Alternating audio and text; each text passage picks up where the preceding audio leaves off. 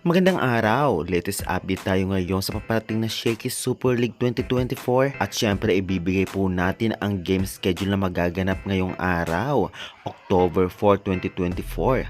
Ano-anong team kaya ang maglalaban-laban? Kaya bago ang lahat guys, please don't forget to like, comment, and subscribe and pa-hit the notification bell para lagi po kayong updated sa aking mga bonggang video about sa volleyball dito sa Pilipinas. Karamihan sa aking manood hindi pa nagsasubscribe, subscribe naman, maraming salamat dahil i-cover natin ngayon ang Shakey's Super League.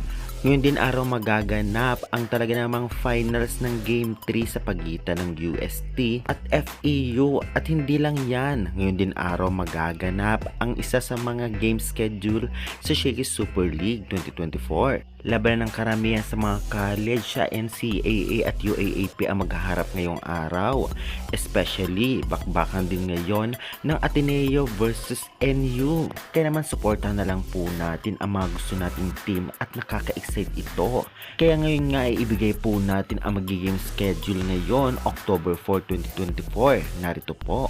Magaganap nga ito at ang venue nito sa Rizal Coliseum. First game nga, 1 PM sa Pool B, UE versus UPHSD Lady Altas. At sa second game naman 3:30 PM sa Pool A, San Beda versus Arellano. At 6 PM naman sa third game, NU Lady Bulldogs versus Ateneo Lady Eagles. At sa magtatanong kung saan ito mapapanood, marami pong live stream especially sa YouTube, kaya abang-abang na lang po tayo. At syempre supportahan natin ang mga gusto nating team.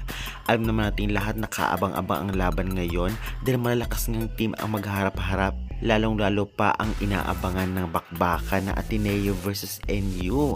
Alam naman natin lahat na medyo lugi nga dito ang Ateneo kung ikukumpara po natin sa experience nila o exposures, dahil ang advantage ng NU ay talaga namang international ang experience nila at malalakas na team talaga ang nakakaharap nila.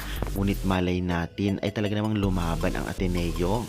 Ganun pa man ay hindi ito basta madali sa Ateneo dahil ang lakas ngayon ng NU na fresh from Thailand at mga nakaharap ang mga champion team sa iba't ibang professional na liga sa Asia. Kaya guys, anong sa inyo?